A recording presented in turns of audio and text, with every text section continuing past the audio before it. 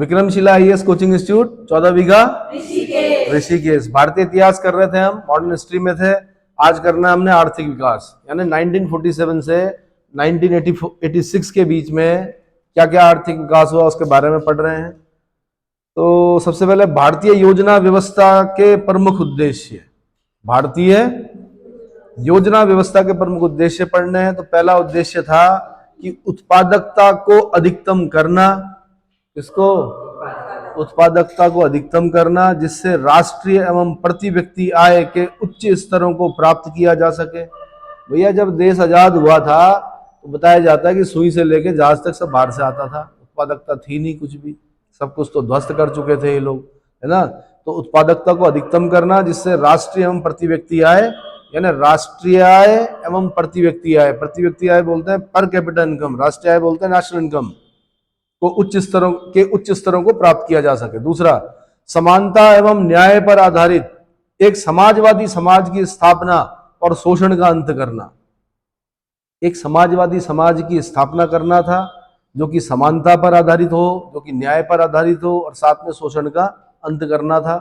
तीसरी चीज, आय एवं संपत्तियों की समानता को घटाना था, आय और संपत्ति की असमानताओं को घटाना था। किसी के पास बहुत ज्यादा संपत्ति थी, किसी के पास थी ही नहीं, किसी के पास बहुत ज्यादा आय थी, किसी की थी नहीं, तो उसको क्या करना था? घटाना था। पांचवी पंचवर्षीय योजना में आत्मनिर्भरता और गरीबी निवारण, और सातवीं योजना में आधुनिकीकरण के उद्देश्य को सम्मिलित किया गया। योजना आयोग, जिसका गठन पंडित जवाहरलाल नेहरू की अध्यक्षता में गठित आर्थिक कार्यक्रम समिति, आर्थिक कार्यक्रम समिति की सिफारिशों की अनुशंसा पर 15 मार्च 1950 को संविधान लागू होने के बाद हुआ एक संवैधानिक राजनीतिक संस्था है। योजना आयोग क्या है? गठन पंडित जवाहरलाल नेहरू की अध्यक्षता में गठित आर्थिक कार्यक्रम समिति की अनुशंसा पर या सिफारिश पर कब हुआ था? 15 मार्च 1950 को हुआ था। संविधान लागू होने के बाद हुआ था। कैसी संस्था? संवैधानिक संस्था है, ठीक है। स्वतंत्रता के पूर्व ही आर्थिक नियोजन को सैद्धांतिक प्रयास प्रारंभ हो चुका था। इस दिशा में प्रथम प्रयास 1934 में, अब याद करना आपने, सर एम विश्वेश्वरैया ने अपनी पुस्तक भारत के लिए नियोजित अर्थव्यवस्था प्लान्ड इकोनॉमी फॉर इंडिया नामक पुस्तक में प्रारंभ किया। ये पीसीएस का भी क्वेश्चन है, आईएएस का भी क्वेश्चन है कि प्लान्ड इकोनॉमी फॉर इंडिया नामक पुस्तक के लेखक कौन है? आंसर एम विश्वेश्वरैया, ठीक है, विश्वेश्वरैया। भारत के लिए नियोजित अर्थव्यवस्था या प्लान्ड इकोनॉमी फॉर इंडिया। 1938 में इंडियन नेशनल कांग्रेस ने पंडित जवाहरलाल नेहरू की अध्यक्षता में एक राष्ट्रीय नियोजन समिति का गठन किया, जिसे देश के आर्थिक समस्याओं में को ध्यान में रखकर एक योजना प्रस्तुत की। अब ध्यान रखना, 1938 में हरिपुरा अधिवेशन होता है गुजरात में, सुभाष चंद्र बोस क्या बनते हैं? अध्यक्ष बनते हैं।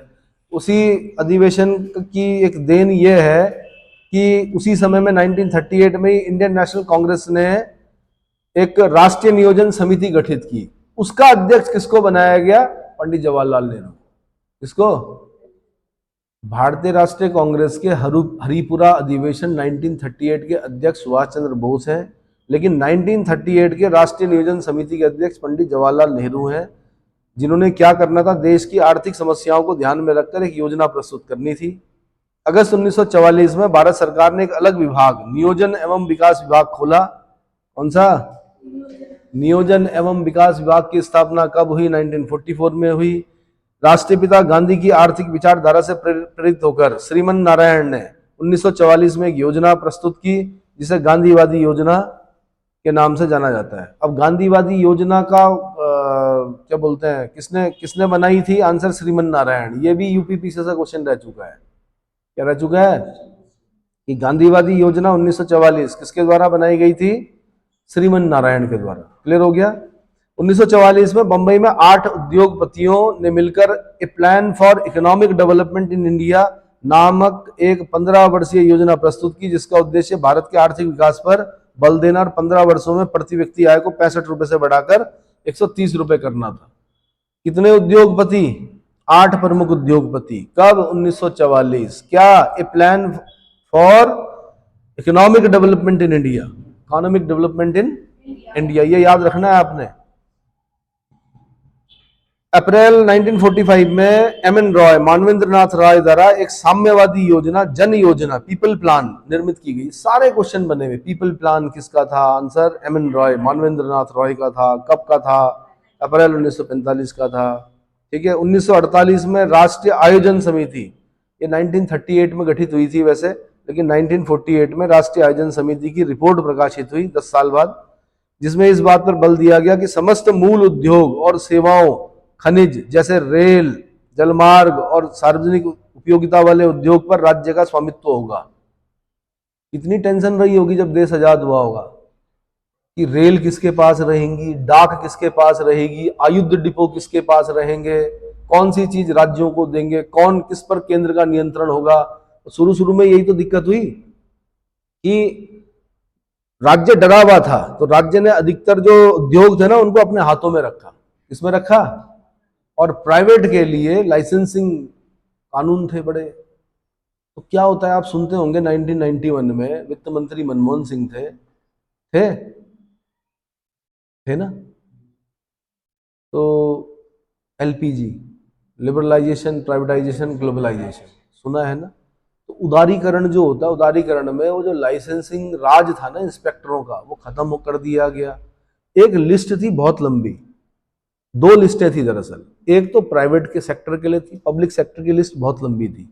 पब्लिक सेक्टर की लिस्ट को छोटा किया गया, भाई इसको भी प्राइवेट कर सकता है, प्राइवेट कर सकता है। अब देखो, खतरनाक चीजें तो नहीं दे सकते थे प्राइवेट हाथों में, जैसे आयुध नहीं दे सकते थे। हमारे देश में आज भी टैंक, गोला बारूद जो है वो सरकार ही बनाती है। कौन बनाती है? वेपन्स जो होंगे वो सरकार बनाएगी, या कोई केमिकल्स हैं या कोई रेडियो एक्टिव सब्सटेंसेस हैं वो सरकार अपने हाथ में रखेगी। ठीक है। पता चला हमने इनको दे दिया बनाने के लिए, इन्होंने पैसे के लालच में क्या कर दिया, पाकिस्तान को दे दिया। क्या? रेडियो एक्टिव सब्सटेंसेस से संबंधित जो जो भी चीजें होंगी, ऊर्जा से संबंधित या कोई भी वो है ना, यूरेनियम वगैरह, गड़बड़ हो जाएगा ना ऐसे में। तो इसलिए क्या है कि भाई एम एन रॉय ने कहा जनधन योजना, पीपल्स प्लान, राष्ट्रीय योजना समिति। हाँ, तो ये बोला गया 1948 में राष्ट्रीय आयोजन समिति की रिपोर्ट प्रकाशित हुई, जिसमें इस बात पर बल दिया गया कि समस्त मूल उद्योग एवं सेवाओं, खनिज, रेल, जलमार्ग, सार्वजनिक उपयोगिता वाले उद्योगों पर राज्य का स्वामित्व होगा। जनवरी 1950 में जयप्रकाश नारायण ने सर्वोदय योजना के नाम से एक योजना प्रकाशित की। सर्वोदय योजना, जयप्रकाश नारायण, नाम सुना है इनका? जेपी मूवमेंट चलाते हैं ये आगे चल।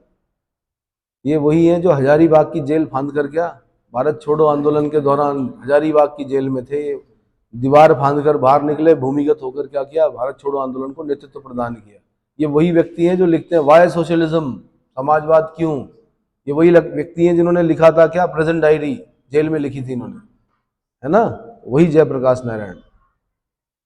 संसद में कई लोग जो हैं वो जेपी के क्या हैं, मतलब छात्र समझ लो एक तरह से। जो बड़े बड़े नेता हैं, समाजवादी जो नेता हैं, वो जेपी के क्या हैं, शिष्य हैं एक तरह से, गुरु मानते हो जेपी को। चलो जी,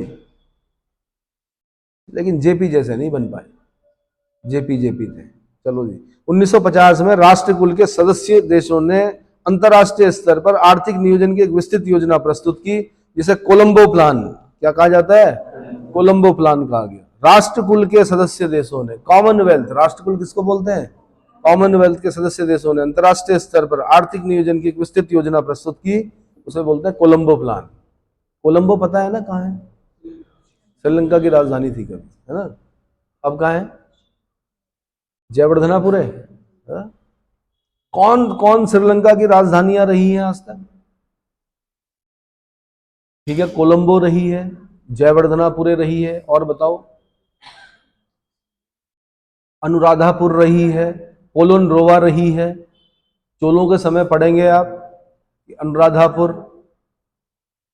जब आप राज चोल और राजेंद्र चोल पढ़ रहे होंगे ना, तब आप पढ़ेंगे कि श्रीलंका के राजा को बंदी बना दिया गया और श्रीलंका का राजा उन्हीं की कैद में मरा, चोल राजाओं की। किसकी कैद में? क्या नाम था उसका? महेंद्र पंचम। श्रीलंका के राजा का नाम क्या था भाई, जो चोलों के, राजेंद्र चोल के समय मरा वो कैद में? What was the name of that Sri Lankan king या सिलोनी किंग? राजेंद्र चोल के कारागार में जिस श्रीलंका के राजा की मृत्यु हुई उसका नाम क्या था? अचानक याद आया इसलिए पूछ लिया।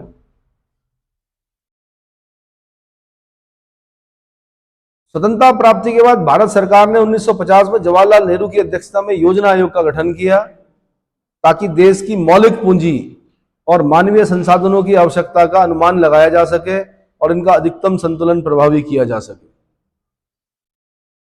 मिला भाई? महेंद्र पंचम, मैंने बोल दिया था ये थोड़ी देर पहले, महेंद्र पंचम। राजेंद्र चोल की कारागार में उसकी मृत्यु हुई। ठीक है, तो दो नाम और याद कर लेना, यूपीएससी पूछती है ऐसे क्वेश्चन, कौन कभी श्रीलंका की राजधानी नहीं रही या कौन कौन श्रीलंका की राजधानी रही। तो अनुराधापुर भी रही, अनुराधापुर, अनुराधा। कैंडी में तो दांत का मंदिर है, महात्मा बुद्ध का एक दांत है वहां, दांत का मंदिर बोलते हैं, वही है, कैंडी में है। और पोलोनरोवा याद रखना है आपने, जयवर्धनापुर तो याद रखना ही है, कोलंबो भी याद रखना है, कैंडी भी रही राजधानी। हाँ तो याद करना, दांत का मंदिर वही है, महात्मा बुद्ध का दांत है वहां पर। महात्मा बुद्ध को जब जलाया गया तो उनकी भस्म को कितने टुकड़े, मतलब कितने भागों में बांटा गया? लड़ाई हो गई महात्मा बुद्ध की भस्म अवशेष के लिए, भस्म अवशेष के लिए लड़ाइयां हो गई कि बुद्ध की क्या भस्म अवशेष पर हमारा अधिकार है। कितने भाग करने पड़े भाई? 8 भाग करने पड़े। कितने? 8 भाग करने पड़े। तो स्वतंत्रता प्राप्ति के बाद भारत सरकार ने 1950 में जवाहरलाल नेहरू की अध्यक्षता में योजना आयोग का गठन किया ताकि देश की मौलिक पूंजी एवं मानवीय संसाधनों की आवश्यकता का अनुमान लगाया जा सके और इनका अधिकतम संतुलन प्रभावी किया जा सके। 6 अगस्त 1952 में आर्थिक आयोजन के लिए राज्यों एवं योजना आयोग के बीच सहयोग व वातावरण तैयार करने के उद्देश्य से राष्ट्रीय विकास परिषद नामक एक गैर संवैधानिक संस्था का गठन किया गया। राष्ट्रीय विकास परिषद संवैधानिक निकाय है। इसका गठन क्यों किया गया? क्योंकि योजना तो केंद्र के स्तर पर बन रही थी। किसके स्तर पर? तो राज्यों की भागीदारी कैसे सुनिश्चित होगी भाई, तो इसलिए क्या बनाया गया? राष्ट्रीय विकास परिषद, जिसको क्या करना था? योजना पर अंतिम मोहर लगानी थी। पूछा जाता था योजना ठीक है, अब लास्ट मोहर जो लगती थी किसकी? राष्ट्रीय विकास परिषद या नेशनल डेवलपमेंट काउंसिल की लगती थी। इनके मुख्य कार्य, योजना के संचालन का समय समय पर मूल्यांकन करना, किसका? राष्ट्रीय विकास परिषद का। दूसरा, विकास को प्रभावित करने वाली नीतियों की समीक्षा करना। तीसरा, योजना में निर्धारित लक्ष्यों की प्राप्ति के लिए सुझाव देना। क्या करना? सुझाव देना। चौथा, योजनाओं को अंतिम रूप प्रदान करना। योजनाओं को, यही क्वेश्चन बनता था, योजनाओं को अंतिम रूप कौन प्रदान करता था? आंसर, राष्ट्रीय विकास परिषद। तो अभी तो आपने क्या करना, अभी तो मैं बहुत तेजी से बोल रहा हूं, एक समय आएगा जब मुख्य परीक्षा लिख रहे होंगे तब आप वहां पर धीरे करके सुनोगे मुझको कि राष्ट्रीय विकास परिषद के कार्य क्या थे, है ना। तो ये 4 कार्य मैंने बता दिए। 1 अप्रैल 1951 को प्रथम पंचवर्षीय योजना प्रारंभ की गई जिसमें कृषि के विकास को प्राथमिकता दी गई। यह योजना डोमर समृद्धि मॉडल पर आधारित थी। हिराल्ड डोमर के मॉडल पर थी, तो समृद्धि मॉडल पर आधारित थी। प्रथम पंचवर्षीय योजना में भाखड़ा नांगल बांध, सुने हो? भाखड़ा नांगल बांध। दामोदर घाटी परियोजना, पहली बहुउद्देशीय परियोजना कौन सी है भारत की? दामोदर घाटी परियोजना है। किसकी नकल है? टेनेसी नदी घाटी की परियोजना है। टेनेसी नदी घाटी कहाँ है? यूएसए में है। बाढ़ आती थी, उन्होंने बहुउद्देशीय परियोजना बनाई और वो बाढ़ क्या हो गई?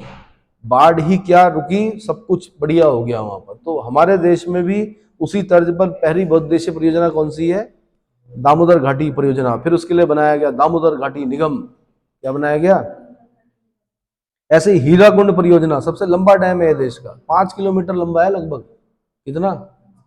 हालांकि 4800 समथिंग है, लेकिन लगभग 5, मतलब सुबह कुछ नहीं करना, एक ऐसे जाना और वापस आना, 10 किलोमीटर की मॉर्निंग वॉक। ठीक है, डैम के ऊपर मॉर्निंग वॉक नहीं करते हैं कभी भी। क्या नहीं करते? वरना फेफड़ों में पानी के कण क्या हो जाएंगे? समझ में आया? कहीं आप सोचो कि भाखड़ा नांगल, दामोदर घाटी और हीराकुंड जैसी बहुउद्देशीय नदी घाटी परियोजनाएं चालू की गई। साथ ही 1952 में सामुदायिक विकास कार्यक्रम तथा राष्ट्रीय विकास योजना का प्रारंभ किया गया। सामुदायिक विकास कार्यक्रम, सामुदायिक विकास कार्यक्रम, राष्ट्रीय विकास योजना, इन नामों से परिचित हो जाइए। क्रम पूछेगा वो, क्या पूछेगा? किस क्रम में आए थे कि ये सामुदायिक विकास कार्यक्रम पहले आया था या राष्ट्रीय विकास योजना पहले आई थी? तो क्रम पूछेगा वो, ठीक है। प्रथम पंचवर्षीय योजना में ही सिंदरी उर्वरक कारखाना, सिंदरी आपका फर्टिलाइजर के लिए जाना जाता है, सिंदरी उर्वरक कारखाना की स्थापना की गई। फिर भाई द्वितीय पंचवर्षीय योजना, अच्छा पहली पंचवर्षीय योजना का जो उद्देश्य था वो था कृषि और इरिगेशन, एग्रीकल्चर और इरिगेशन। दूसरी पंचवर्षीय योजना भारी उद्योग, दूसरी पंचवर्षीय योजना भारी उद्योग, ठीक है बढ़िया चले, लेकिन बाद में सिक हुए, तब दिक्कत, तब यहाँ वहां पर पता चला हमें कि यार भारी उद्योग क्या है, ठीक नहीं है। उदाहरण है आपके सामने, IDPL, Indian drugs and pharmaceutical limited, Virbhadra Rishikesh. क्या हुआ, हम लोगों ने देखा है कभी उस फैक्ट्री को चलते हुए, और जब वहां अंदर जाते थे हम तो हमें लगता था कि हम विदेश में आ गए। कहाँ आ गए, ऐसा प्रतीत होता था। सीआईएसएफ लगी होती थी बाहर, और अंदर गजब का एक माहौल था जिसे बोलते हैं, और करोड़ों रुपए की जो ट्रांजैक्शन थी वो होती थी, वो मतलब इस मार्केट में, ऋषिकेश के मार्केट में क्या होती थी, खर्च होती थी, इकोनॉमी अच्छी चल रही थी। धीरे धीरे क्या हुआ, सिक हो गई इंडस्ट्री, आईडीपीएल क्या हो गई, सिक हो गई, और एक दिन क्या हो गई, बंद हो गई। क्या बनता था वहां, मेडिसिन तो बनेगी, पर क्या बनता था, पेंसिलिन बनता था। किसने किया था पेंसिलिन का आविष्कार? वर्ल्ड वॉर चल रहा था, घाव हो रहे थे सिपाहियों के, घाव सूख ही नहीं रहे, दवाई दे रहे हैं उनको, सूख ही नहीं रहे। उन्होंने कहा कैसे सूखेंगे, तो पेंसिलिन का आविष्कार किया अलेक्जेंडर फ्लेमिंग ने। यानी अगर सूट हो गई बॉडी पे, पेंसिलिन दिया, घाव अगले दिन 2-3 दिन में क्या सूख जाता था, ठीक है। और फिर सिपाही को तैयार किया था लड़ने के लिए, तो फिर वो कई चीजों में काम आई पेंसिलिन। तो अलेक्जेंडर फ्लेमिंग ने इसका आविष्कार किया पेंसिलिन का, वो बनती थी आपकी आईडीपीएल में, वो फिर सिक हो गई। सिक क्या हुई, उसकी वजह से क्या पता चला कि सेकंड 5 ईयर प्लान में अच्छा था भारी उद्योग, आधारभूत भारी उद्योग, लेकिन जब ये सिक होते हैं तो बड़ा नुकसान होता है। क्या खाली ऋषिकेश में ही थी आईडीपीएल या और जगहों पर भी थी? कितनी यूनिट थी इसकी आईडीपीएल की, Indian drugs and pharmaceutical limited? 4 थी कि 3 थी कि 2 थी कि 1 थी?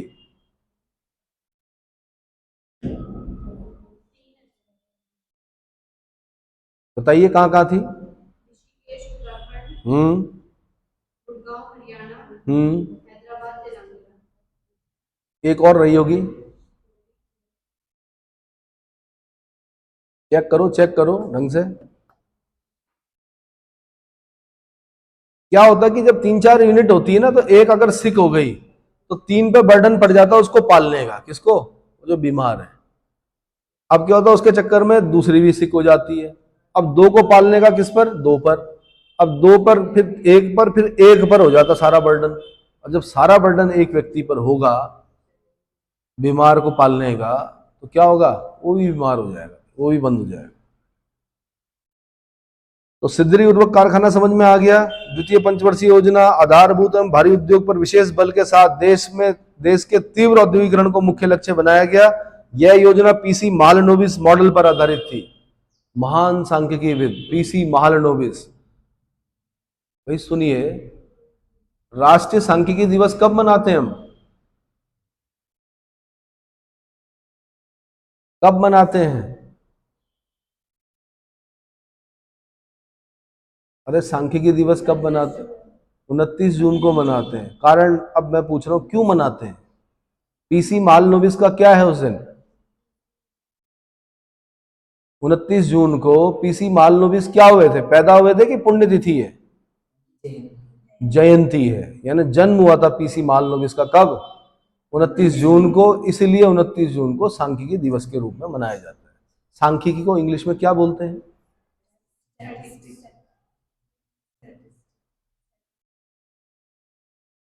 बोलिए। हाँ जी, हाँ तो बढ़िया बढ़िया बोलते हैं, है ना। चलो, तो पीसी मान लो इस मॉडल पर आधारित ये हो गया, ठीक है। तृतीय पंचवर्षीय योजना 1961 से 1966 का मुख्य लक्ष्य क्या था? भारतीय अर्थव्यवस्था को आत्मनिर्भर बनाना। भाई क्या बनाना? आत्मनिर्भर बनाना तथा स्वतः स्फूर्त अवस्था में पहुंचाने का लक्ष्य रखा गया। तृतीय योजना के समय विदेशी संकट तथा प्रतिकूल व्यापार शेष के कारण जून 1966 में रुपये का अवमूल्यन कर दिया गया 36.5%, जो योजना विधि का पहला अवमूल्यन था। योजना अवधि का अवमूल्यन क्या होता है? डिवैल्यूएशन होता है। डॉलर के मुकाबले में रुपये का मूल्य क्या कर दिया जाता है? गिरा दिया जाता है। जानबूझ के करती है सरकार।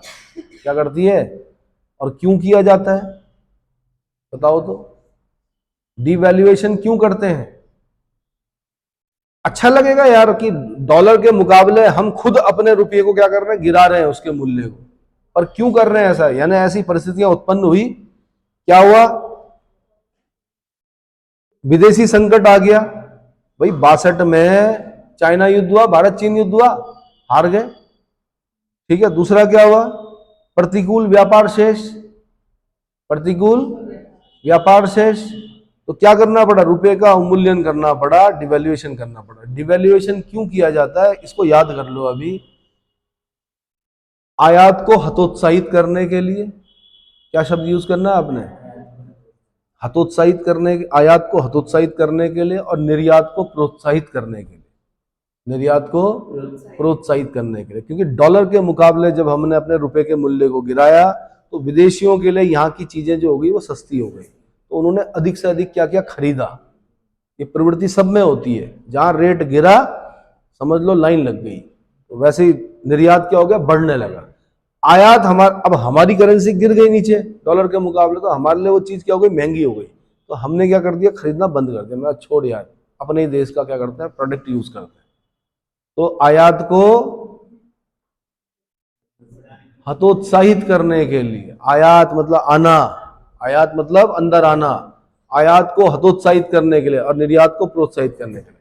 आपका देश तभी अच्छा माना जाएगा जब आपके यहां से निर्यात होंगी चीजें। क्या होंगी? निर्यात होंगी। उत्तराखंड के लिए भी चिंतित हूं मैं हिमाचल में देखता हूं ट्रक ऊपर से नीचे आते हैं, फलों के, सब्जियों के, और पता नहीं क्या क्या आते हैं, मतलब मुर्गों के, जो भी चीजें होंगी वो सब नीचे आते हैं और सप्लाई नीचे की तरफ जाती है।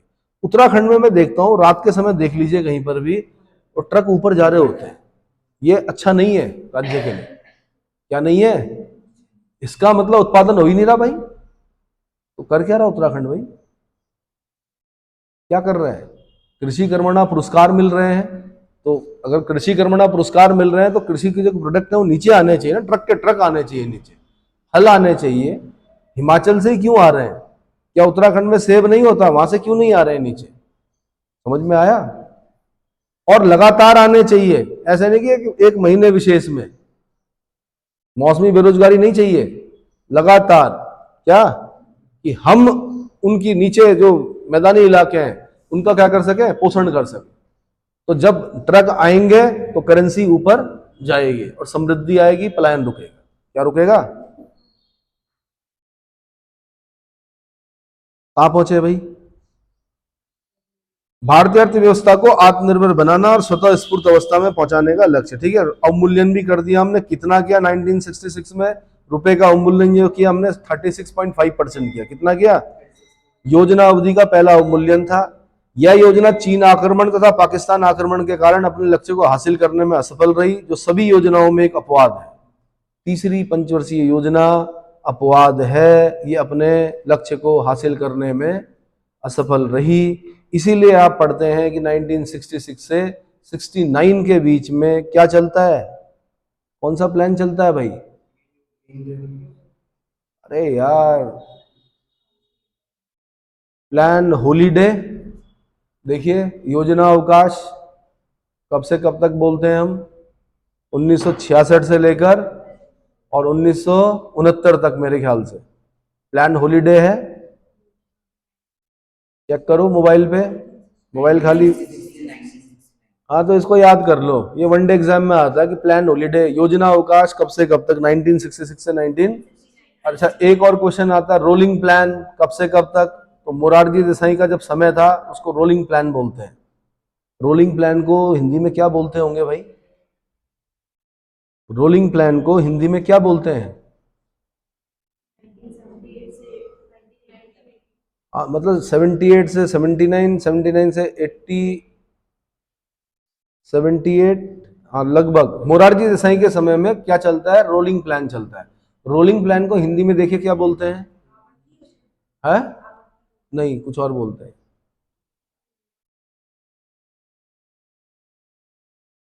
ठीक है भाई।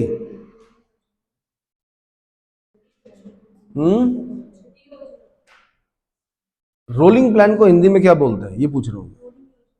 रोलिंग प्लान को तो ठीक है, हिंदी में भी रोलिंग ही लिखा होता है कई बार, बट उसके लिए एक विशेष शब्द आता है रोलिंग प्लान। नहीं,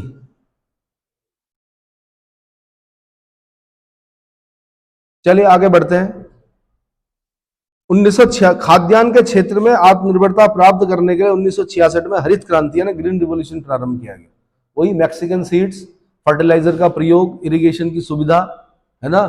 और बोला गया अनवरत योजना, रोलिंग प्लान को बोलते हैं अनवरत योजना। क्या बोलते हैं?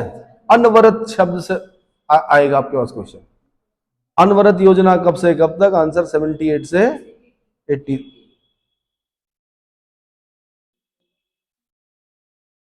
तो हरित क्रांति 1966, ग्रीन रिवॉल्यूशन फादर मैंने बता दिया था, नॉर्मन ई बोरलॉग और एम एस स्वामीनाथन। भारत में एम एस स्वामीनाथन, वैश्विक स्तर पर नॉर्मन ई बोरलॉग। क्या कहा उन्होंने? इन लोगों ने क्या कहा? इन लोगों ने कहा कि तुम आदिवासी हो, तुम क्या हो? तुम गोबर डालते हो खेतों में, तुम पत्ते डालते हो, तुम क्या करते हो? ये क्या करो? फर्टिलाइजर डालो। क्या करो? फर्टिलाइजर डालो और जेनेटिकल मॉडिफाइड सीड्स का प्रयोग करो और ये करो और वो करो। और अब फिर दुनिया घूम के कहां आ गई? Organic farming. क्या मतलब? जब हम गोबर और पत्तों वाली खेती कर रहे थे तो हम आदिवासी थे, पिछड़े हुए थे। अब हम क्या कर रहे हैं? अब अगर हम उसको खेती को कर रहे हैं तो उसका नाम इंग्लिश में रख दिया उन्होंने ऑर्गेनिक फार्मिंग, और बड़ा सम्मान दे रहे हैं हम सिक्किम को कि ऑर्गेनिक फार्मिंग करने वाला जो राज्य है पूर्णतः, क्या ऑर्गेनिक फार्मिंग करने वाला कौन है? सिक्किम है। बड़ा सम्मान दे रहे हैं। क्यों? क्योंकि समझ में आ गया कि भाई स्वस्थ जो खाना था, भोजन था, वो कौन सा था? वो वाला था। ठीक है भाई। Green revolution. निजी एवं सहकारी क्षेत्र का दीर्घकालीन और मध्यकालीन खाद्य की व्यवस्था करने के लिए 1 जुलाई 1948 को भारतीय औद्योगिक वित्त निगम IFCI भाई, भारतीय औद्योगिक वित्त निगम, industrial finance corporation of India, 1 जुलाई 1948। IFCI पूछेगा आपसे, ये फूड कॉर्पोरेशन ऑफ इंडिया नहीं है। एक FCI होता है जिसका काम जमा करना होता है, FCI के गोदाम होते हैं, पता है ना। वो वाला FCI नहीं है। ये कौन सा है? IFCI यानी इंडस्ट्रियल फाइनेंस, जो इंडस्ट्रीज के लिए क्या करेगा? वित्त की व्यवस्था करना था इसका काम। तो भारतीय औद्योगिक वित्त निगम की स्थापना की गई 1 जुलाई 1948। 28 सितंबर 1951 को राज्य वित्त निगम SFCS की स्थापना की गई। 5 जनवरी 1955 को निजी क्षेत्र में स्थापित होने वाली औद्योगिक इकाइयों की स्थापना, विकास एवं उनके आधुनिकीकरण के कार्यों में सहायता देने के लिए भारतीय औद्योगिक साख एवं निवेश निगम लिमिटेड ICICI, नाम सुने हो? ICICI भारतीय औद्योगिक साख एवं निवेश निगम लिमिटेड यानी Indian industrial credit and investment, पूरा कॉर्पोरेशन ऑफ इंडिया की स्थापना की गई। ठीक है, ICICI की स्थापना की गई। 1 जुलाई 1964 को उद्योगों की स्थापना एवं विकास के लिए वित्तीय सहायता प्रदान करने के उद्देश्य से भारतीय औद्योगिक विकास निगम IDBI भाई, industrial development bank of India, सुन लो, इनके सन पूछने हैं उसने। वनडे एग्जाम जब देने जाओगे ना, इन्हीं में नंबर कटते हैं आपके, यहीं पर खत्म होता है एस्पिरेंट, इन्हीं में नौकरी जाती है आपके हाथ से। जहां जहां पर मैं बोल रहा हूं, जैसे मैंने अभी बोला IFCI की स्थापना, तो याद कर लो 1 जुलाई 1948। अगर मैं बोल रहा हूँ IDBI की स्थापना, याद कर लो 1 जुलाई 1964। अगर मैं बोल रहा हूँ ICICI की स्थापना, तो याद कर लो कि 5 जनवरी 1955। और बाद में एक लिस्ट बना के क्रम से पहले कौन, उसके बाद कौन, उसके बाद कौन, याद करो। वनडे एग्जाम में क्या पूछता है? सन पूछता है। सन तो किसी को याद रहते नहीं, है ना। जन्म देने वाली माँ का जन्मदिन तो याद रहता नहीं आज के जमाने में, तो भाई कहां से याद रहेगा ये? याद है माता का बर्थडे। और पिताजी का याद है? अच्छे बच्चे हैं इसका मतलब। चलो, और दादाजी का? दादाजी का याद नहीं, दादी का भी याद नहीं। हाँ जी, विरासत है वो, विरासत। हाँ, उन्हें संभाल के रखिए। बुजुर्ग जो होते हैं विरासत होते हैं। ठीक है। 1 जुलाई 1964 को भारतीय यूनिट ट्रस्ट यूटीआई यूटीआई की स्थापना की गई। बहुत इंपॉर्टेंट भाई। एक यूटीआई घोटाला हुआ था, आपको पता है, बहुत बड़ा। यूनिट ट्रस्ट ऑफ इंडिया में घोटाला हुआ, जब पकड़ा गया तो भाई बड़ी बवाल हो गया था देश में। फिर बाद में करना तो था ही, तो फिर उसका नाम क्या रखा गया बाद में, फिर किसी तरह से सुलझाया गया, पैसा वापस किया गया, जो भी किया गया होगा। फिर उसके बाद यूटीआई का आधुनिक नाम क्या है? देखो, चेक करो कि एक्सिस बैंक है। एक्सिस बैंक के नाम से फिर वो चलता है इस समय। एक्सिस बैंक का पुराना नाम क्या था? यूटीआई। और पुराने लोगों से पूछना कि यूटीआई में क्या हुआ था। ठीक है। भारतीय यूनिट ट्रस्ट या यूनिट ट्रस्ट ऑफ इंडिया, 1 जुलाई 1964। क्या था ये यूटीआई? क्या था यूटीआई? अरे भाई ठीक है, आपने डेट याद कर ली, 1 जुलाई 1964, यूनिट ट्रस्ट ऑफ इंडिया, पर था क्या ये?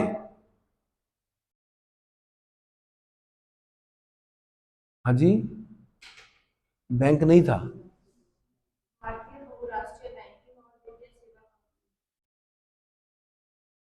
Unit trust of India Bharat का पहला क्या है? अगर क्वेश्चन पूछ लिया आपसे कि unit trust of India Bharat का पहला क्या है?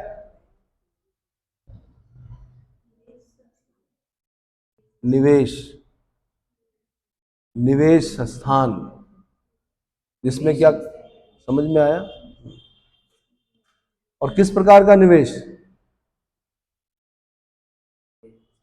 भाई कॉमर्स वालों को पता होगा यूटीआई के बारे में, बताइए। नहीं भाई, निवेश भी अलग अलग तरह के होते हैं ना। एक तो आप खुद शेयर खरीद रहे हो, एक आपको पता ही नहीं कहाँ लगाने हैं, तो आप कहाँ लगाओगे? छोटी छोटी सबसे इकट्ठे किए जाएंगे, फिर वो सब मिलाकर तब किसी कंपनी में लगाए जाते हैं वो शेयर। क्या बोलते हैं उसको? हाँ, तो चेक कीजिए ना, जो मैं पूछ रहा हूं आपसे कि यूटीआई क्या है देश का पहला। कहीं ना कहीं पे आएगा लिखा हुआ। मैं ये नहीं पूछ रहा हूं, मैं ये पूछ रहा हूं कि यूटीआई देश का पहला क्या है। तब तक मैं आगे बता रहा हूं। भारत में पहला बैंक सन 1806 ईस्वी में स्थापित किया गया। इसका नाम बैंक ऑफ बंगाल था। हाँ, तो पहला म्यूचुअल फंड लेने वाला जो संस्थान था, निवेश संस्थान था, वो कौन था? यूटीआई। लेकिन क्या हुआ कि दिक्कत हो गई, आगे चलकर घोटाला हो गया। देखिए यूटीआई घोटाला कब हुआ? तब उसी का नाम बदलकर क्या किया गया बाद में? एक्सिस बैंक किया गया। अरे म्यूचुअल फंड समझते हो क्या होता है? मुझको नहीं पता कि मैं कौन से शेयर खरीदूं। तो क्या होगा कि छोटी छोटी जो सब लोगों से इकट्ठा करके वो बड़ा अमाउंट क्या करते हैं किसी ब्लू चिप कंपनीज में, या कोई ऐसी कंपनी जहां पर कि अच्छा क्या है, और उसके हिसाब से फिर हमें भी क्या मिलता है? प्रॉफिट मिलता है। उस कंपनी को भी मिलता है, हमें भी मिलता है। बढ़िया। ठीक है भाई, इतना ही करें इसमें। अब इसके बाद बैंकों के बारे में बताऊंगा।